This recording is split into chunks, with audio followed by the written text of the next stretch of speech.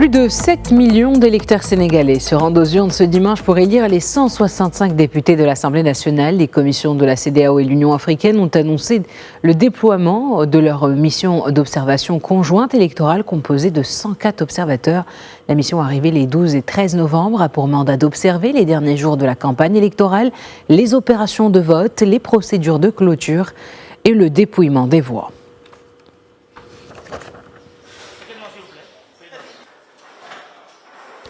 Et nous retrouvons tout de suite à Dakar notre correspondant Daouda Sow. Bonjour Daouda.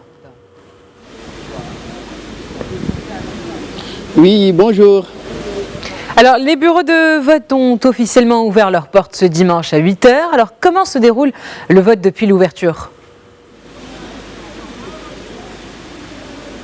Depuis l'ouverture, le vote se déroule normalement dans les différents centres de vote qui ont été visités depuis ce matin. Le constat qui est fait, c'est que pour l'instant également, ce n'est pas le rush dans les différents centres de vote, mais rien d'étonnant également. Cela se comprend puisque même les dernières élections organisées, en tout cas au Sénégal, l'on voit que les électeurs sortent le plus souvent dans l'après-midi pour aller voter. Dans la matinée, ce sont plus les personnes âgées qui sont retrouvées au niveau des différents bureaux de vote pour effectuer leurs devoirs citoyens dans les différents bureaux de vote également visités.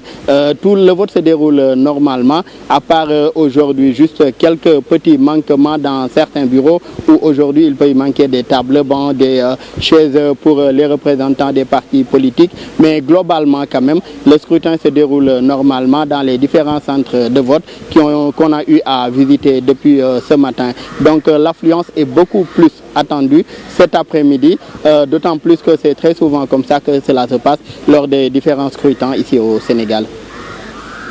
Alors, qu'en est-il de l'organisation ? Est-ce qu'il y a des nouveautés cette année, des innovations apportées à ce scrutin ?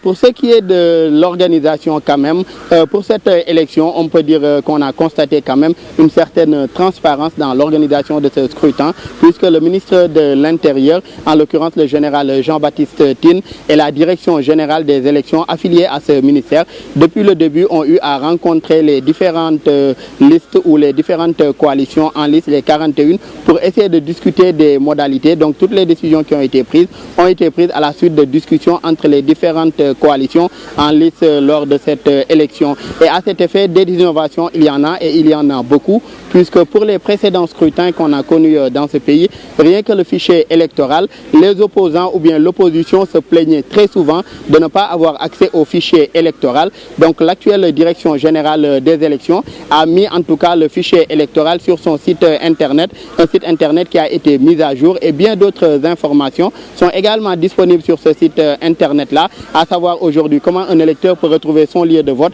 rien qu'en tapant ses indications ou ses filiations sur ce site-là, le nombre d'électeurs enregistrés selon les différents départements, le nombre même de femmes qu'il y a dans le fichier électoral, le nombre d'hommes, le nombre de jeunes, autant d'innovations en tout cas apportées cette année par la direction générale des élections pour un bon déroulement du scrutin et surtout pour une transparence aujourd'hui de cette élection-là. Et cela a même été salué par des coalitions aujourd'hui en liste dans ce scrutin, des coalitions de l'opposition ou d'autres acteurs indépendants ont également salué cette organisation-là et surtout cette transparence et ces innovations engagées par la direction générale des élections. Eh bien, merci Daouda Sow pour toutes ces précisions. Je rappelle que vous étiez avec nous depuis Dakar et qu'on vous retrouvera tout au long de cette journée pour avoir plus de détails sur cette échéance électorale.